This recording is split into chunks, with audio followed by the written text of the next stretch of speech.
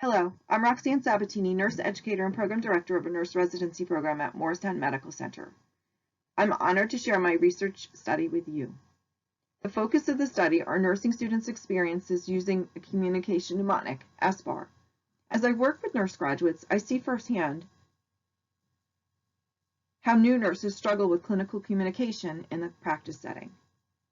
Clinical communication is a major contributing factor to a culture of safety in healthcare, competent patient care, an important factor in welcoming nursing students to practice. The use of mnemonic, SBAR, has been used to improve information transfer in many industries and in healthcare. Although nursing students are educated in its use in the classroom and sim labs, little is known about the experience in its use in clinical setting. 11 associate degree level nursing students were recruited and interviewed about their experience in using SBAR during the clinical component of their nursing programs. Themes noted in the study included the nursing students' perceived benefits and challenges in its use, to organize and prioritize data when receiving or providing clinical communication. Important considerations for faculty and clinical education designers are presented here in how to facilitate and support nursing students' clinical communication within the clinical learning environment. The central research question is, how do senior associate degree nursing students describe their experiences with SBAR within the clinical setting? A basic qualitative descriptive design study explored nursing students' experiences through semi-structured interviews. A field-tested interview guide with 7 broad questions facilitated the discussions with the participants who met criteria.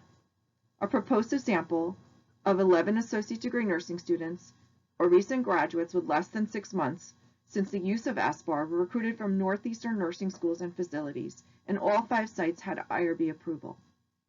Interview data was collected through audio-recorded semi-structured qualitative interviews and researcher field notes, manual transcription of the audio files, and the follow-up member checks with the participants helped to ensure trustworthiness of the study. Concurrent data analysis was performed during the data collection phase, and recruitment and data collection were stopped once data saturation or redundancy of data was achieved.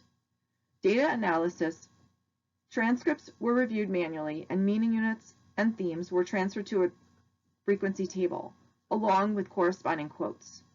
3 levels of coding were helped to identify, reduce, and organize codes into themes.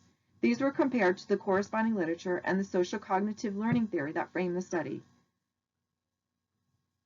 And below in the model, you'll see it depicts the 4 main facilitators or barriers to self-efficacy, and these were evident in the participant quotes. Within the data analysis, code frequency helped to focus on the main themes of benefits, barriers, and strategies that nursing students use to learn SBAR. The sample participants varied in age, language preferences, and gender. Most were young adults. All spoke English fluently, but 2 noted an alternative native language. More than half of the participants were females, and most of the participants were in their last semester of nursing school. Although 2 had completed their college program, they had not yet begun their orientation, but they could recall their student experiences well.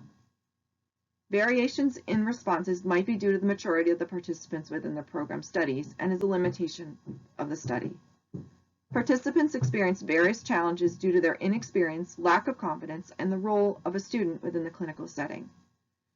Participants used learning strategies to overcome challenges, with support from their faculty and their internal and external resources that helped them negotiate their role as they transitioned to practice. Some of the strategies used were multimodal practice, such as practicing with peers in post-conference, simulation and role play, and care plans helped them organize and prioritize data. Modeling by experts in the field, such as faculty or seasoned nurses. Feedback from coaching by their faculty or seasoned nurses, and feeling valued and a positive emotional arousal.